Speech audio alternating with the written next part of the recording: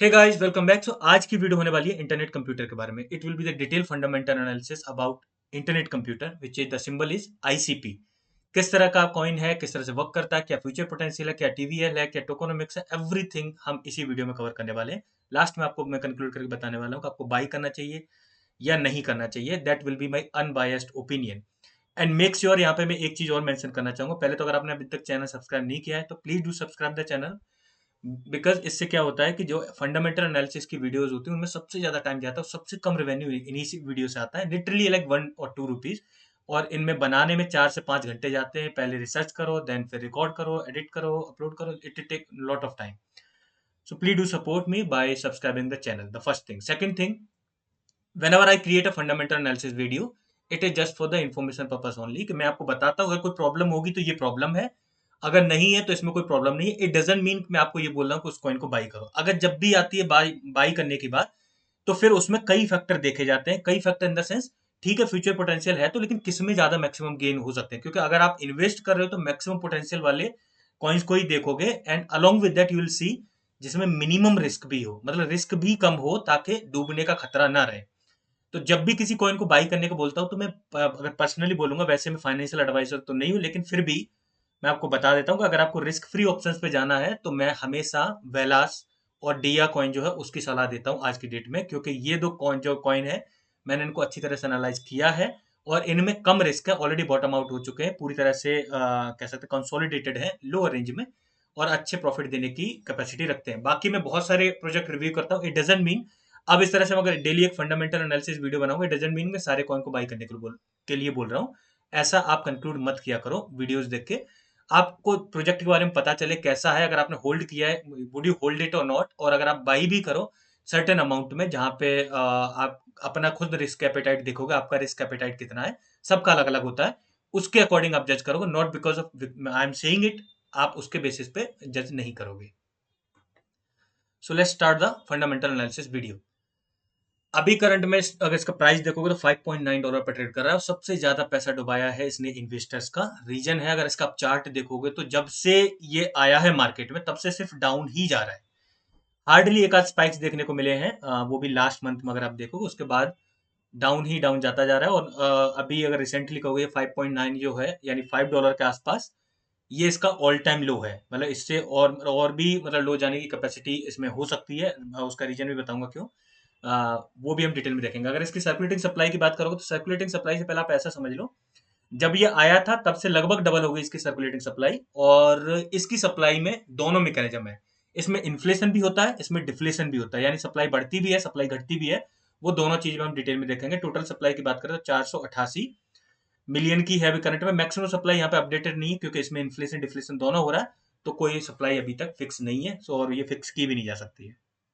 अगर आप चार्ट देखोगे ऑल पे लगा के, तो आप देख के यही कहोगे कि जब से आया है तब से डाउन डाउन ही जा रहा है। कुछ स्पाइक्स देखने को मिले, अदरवाइज 98% से ज़्यादा तक डाउन है, और उसके सर्टेन रीजंस भी हैं डाउन जाने के। अगर जो लोग खरीदना चाहते हैं इन केस, तो ये काफ़ी सारी मार्केट्स पे अवेलेबल है, बाइनेंस पे, कॉइनबेस पे, यानी मेजर जितने टियर 1 एक्सचेंज है उन पे अवेलेबल है, एंड जो भी स्मॉल के एक्सचेंज है उन पे भी आपको इजीली ये देखने को मिल जाएगा क्योंकि बड़े लेवल का प्रोजेक्ट है।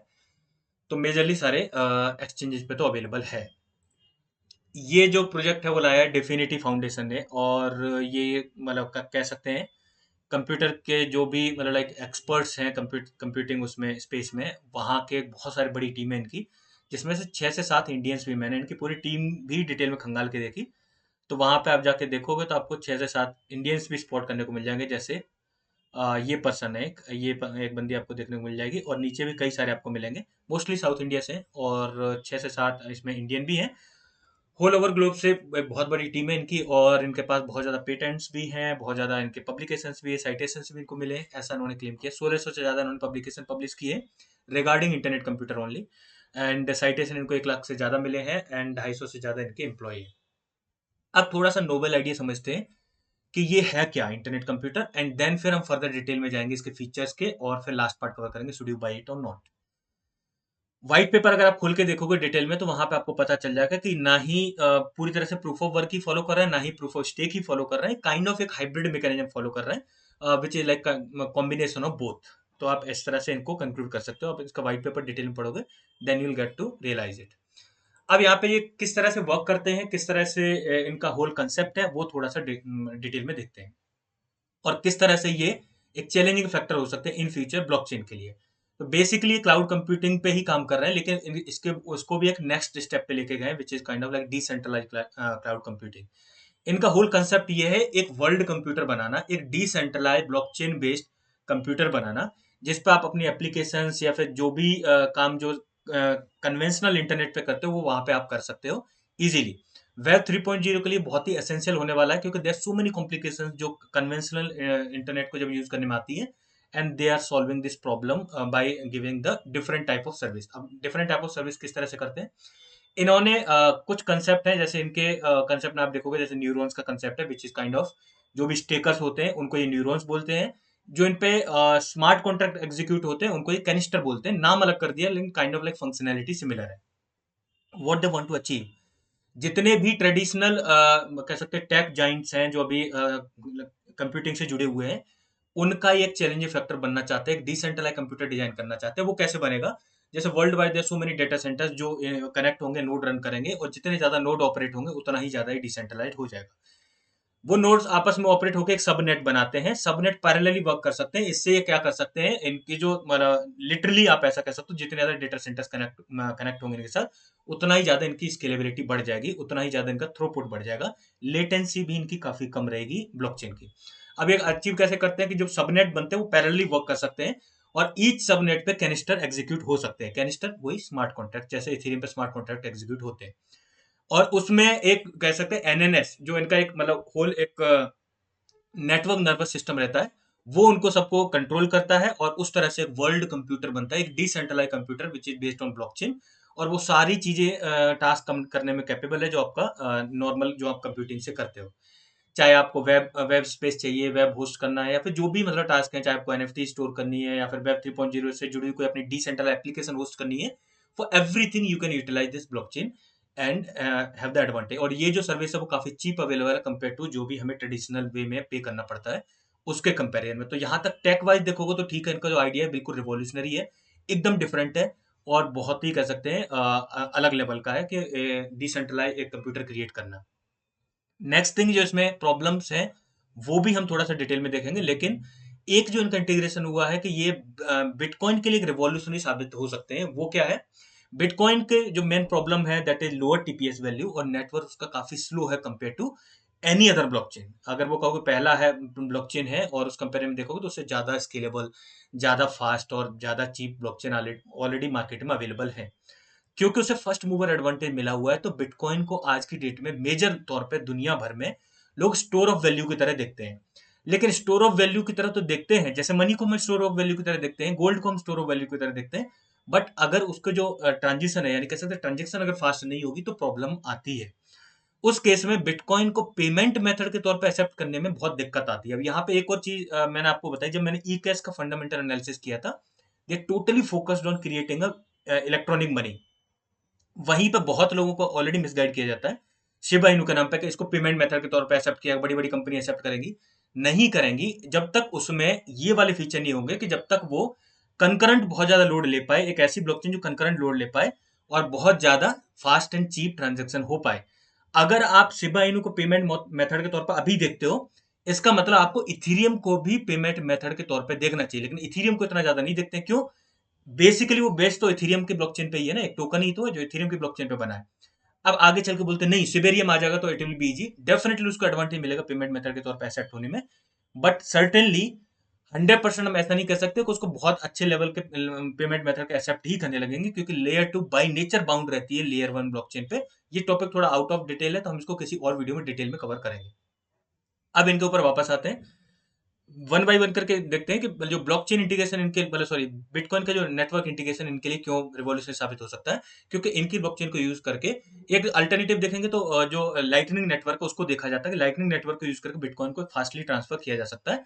लेकिन ये भी उसी तरह की एक मैकेनिज्म क्लेम करे जो बीटा वर्जन में, अगर ये अल्फा वर्जन में आती है यानी लाइव हो जाती है, उसके बाद ये एक उनके लिए एडिशनल फैक्टर रहेगा जो इनको बहुत अच्छा बूस्ट दे सकता है कि बिटकॉइन के ट्रांजेक्शन इनके नेटवर्क से होने लगे। उसको भी डिटेल में देखेंगे। 20 साल का इन्होंने रोड मैप दिया है। अब ये बहुत जेनेरिक रोड मैप दिया है। अब यहाँ से थोड़ा सा डाउट है, हम एग्जैक्टली नहीं कह सकते कब कौन सी चीज इंप्लीमेंट होगी, उसकी कोई टाइम लिमिटेशन नहीं है। तो उस केस में हमें क्या है कि जनरली इन्होंने दिया है कि 5 ईयर में ये कहाँ एक्सपेक्ट कर रहे हैं इसको।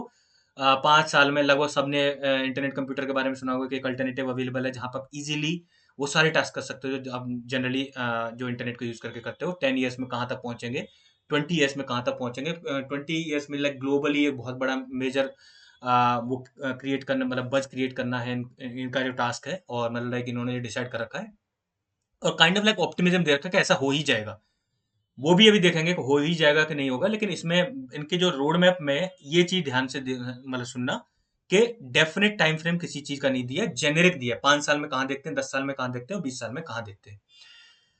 नेक्स्ट थिंग, अभी तक इन्होंने क्या क्या अचीव कर लिया है। मोटो को स्मार्ट कॉन्ट्रैक्ट लैंग्वेज अचीव कर ली, चैन की cryptography, internet computer blockchain governance जो एनएनएस है, जो नर्वस नेटवर्क सिस्टम है, वो इन्होंने अचीव कर लिया है, network nervous system. And non interactive distributed की generation, internet identity and internet computer consensus. अब यहाँ पे एक चीज उन्होंने मैं और रिवॉल्यूशनरी की है क्या, कि जनरली जब आप डिसेंट्रल एप्लीकेशन या ब्लॉकचेन बेस्ड एप्लीकेशन को एक्सेस करते हो, you require certain kind of tokens, आपको बाई करने पड़ेंगे, होल्ड करने पड़ेंगे, then you are able to access it, और certain kind of like conditions होती हैं।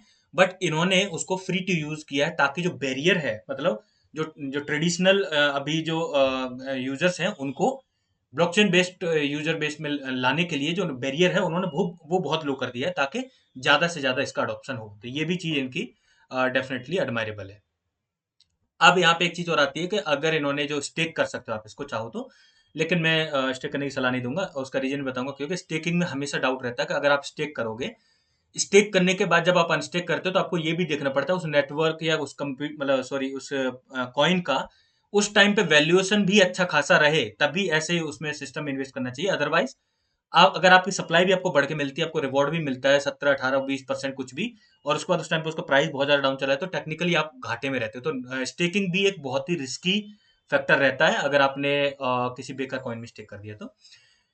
इसमें 1 ईयर के लिए कम देते हैं, लेकिन अगर आप 8 साल के लिए लॉक करोगे तो 19.7% का रिवॉर्ड देते हैं, विच इज वेरी लेस, क्योंकि इतने टाइम में लाइक ये एनएम के हिसाब से एपीवाई है तो हर साल के इतना देंगे। फिर भी 8 साल तक इतना लंबा इंतजार कोई नहीं कर पाएगा, तो आपको स्टेक तो बिल्कुल नहीं करना चाहिए। लेकिन अगर करोगे तो then you will become the neuron, neuron बोलेंगे मतलब जो भी स्टेकर्स है वो न्यूरॉन बन जाते हैं इनके सिस्टम में। नेक्स्ट थिंग इज, अभी अगर इनका देख सकते हो लाइक कितने ब्लॉक्स जनरेट हो चुके हैं, बीपीएस कितना चला है, ब्लॉक्स पर सेकंड, ये मतलब इनकी ऑब्वियसली ब्लॉक जो ब्लॉकचेन है काफी फास्ट है और सेवरल ब्लॉक्स पर सेकंड के हिसाब से जनरेट करती है, तो उसको भी थोड़ा सा डिटेल में अभी देखने वाले हैं। करंट में अगर इनके नोड्स की कंडीशन देखोगे तो इंडिया में तो डेफिनेटली रन नहीं हो रहे हैं, लेकिन ये आपको दिखा रहा है कहाँ कहाँ से कहाँ कहाँ नोड प्रोवाइडर हैं और उनसे काइंड ऑफ लाइक कॉमनली जुड़ के एक दूसरे सबनेट बन रहा है, और सबनेट बनने के बाद जो लाइन आपको रिप्रेजेंट हो रही है सबनेट रिप्रेजेंट कर रही है। एंड उसके बाद फिर क्या बन रहा है, दैट होल डिसेंट्रलाइज कंप्यूटर जो वर्ल्ड वाइड बनेगा, वो बन रहा है। अगर इसको कंट्री वाइज देखोगे तो यूएसए में सबसे ज्यादा नोड्स रन हो रहे हैं which is like 160, and Singapore में 47 है, और स्विट्जरलैंड में 43 है, बेल्जियम में 32, रोमानिया, इस तरह से आप देख सकते हो इतने सारे इनके नोड रन हो रहे हैं, और ये मैप पे आपको दिख सकता है इसके बारे में। करंट में टोटल नोट्स कितने रन हो रहे हैं, अनदर फैक्टर आता है जज करने के लिए, तो 518 नोट्स हैं। अब ई कैश का जब मैंने फंडामेंटल एनालिसिस किया था वहां बताया था क्योंकि उसमें 32 नोड थे। प्रूफ ऑफ स्टेक जो उसका एवेलेंच लॉन्च हुआ है उसमें 32 नोड बहुत कम है किसी भी प्रूफ ऑफ स्टेक के लिए। अब इनके 518 है। फिर भी इस तरह के कंसेप्ट वाले मतलब ब्लॉकचेन के लिए एटलीस्ट 1000 होने चाहिए क्योंकि प्रॉपर डिसेंट्रलाइजेशन हो पाए। तो 1000 लेवल तक इनको जाना चाहिए और भी ज्यादा डेटा सेंटर्स इनको कनेक्ट करने चाहिए in order to provide what they are looking forward, क्योंकि ये वर्ल्ड वाइड अडोप्शन चाहते हैं उसके लिए, तो इनको डेफिनेटली आगे चल के ज्यादा कंप्यूटिंग पावर की जरूरत पड़ने वाली है।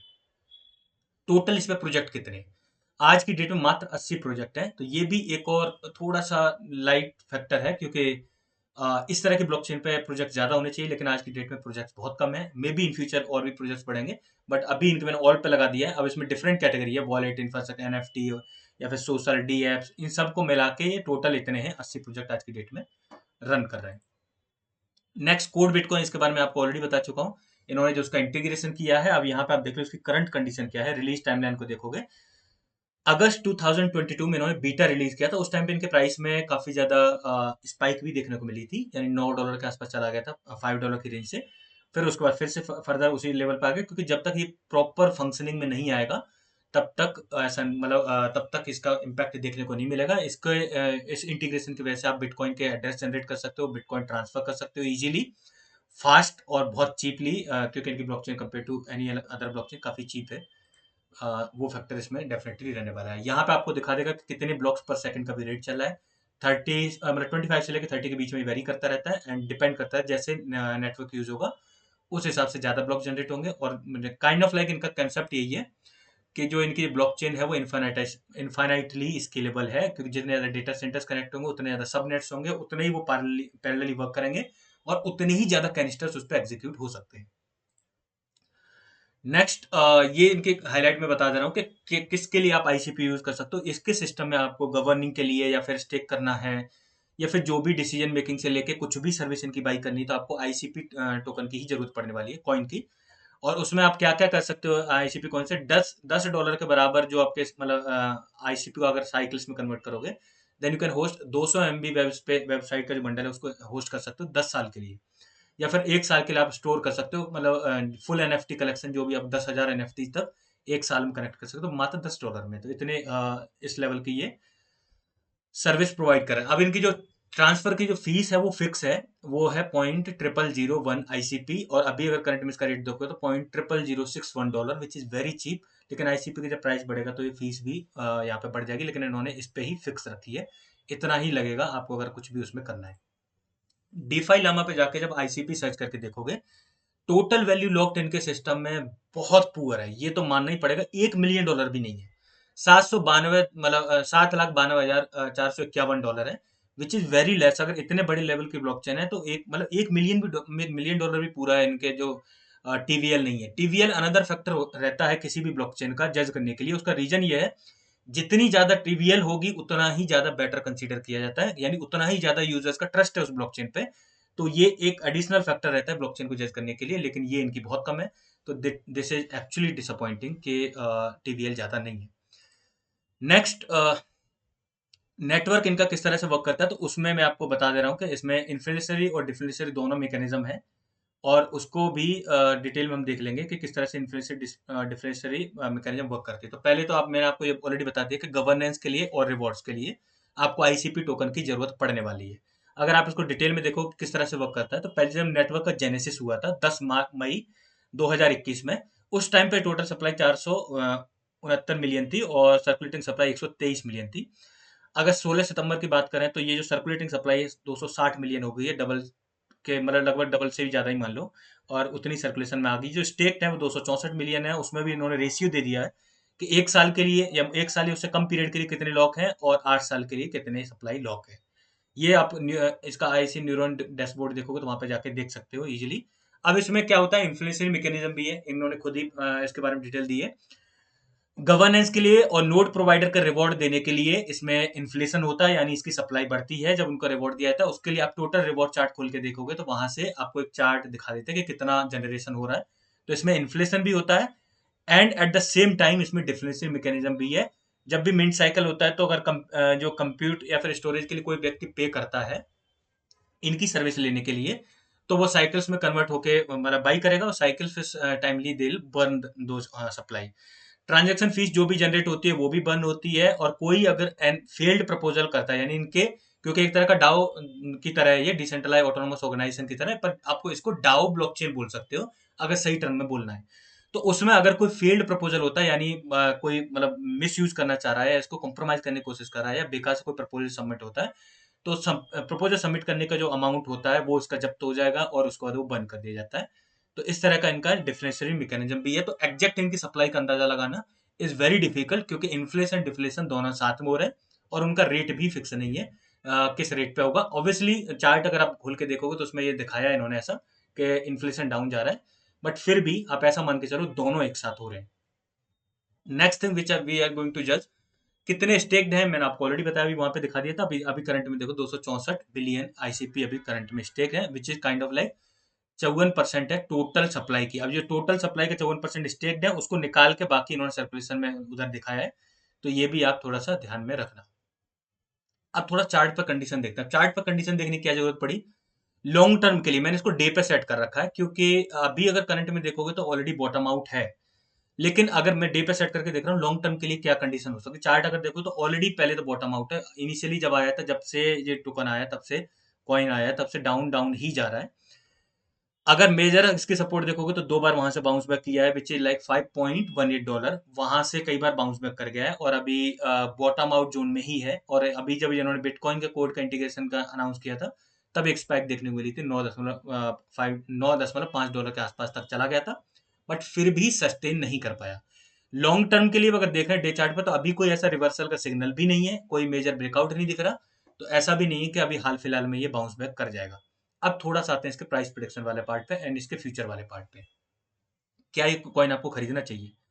देखो, अगर टेक्नोलॉजी वाइज देखोगे तो बहुत अच्छा है और सारे फैक्टर्स में अच्छे हैं, रिवॉल्यूशनरी इसका पूरा कंसेप्ट है और बहुत अच्छे लेवल पे। लेकिन 2 से 3 फैक्टर हैं जिनके बेसिस पे मैं आपको बताना चाहूंगा।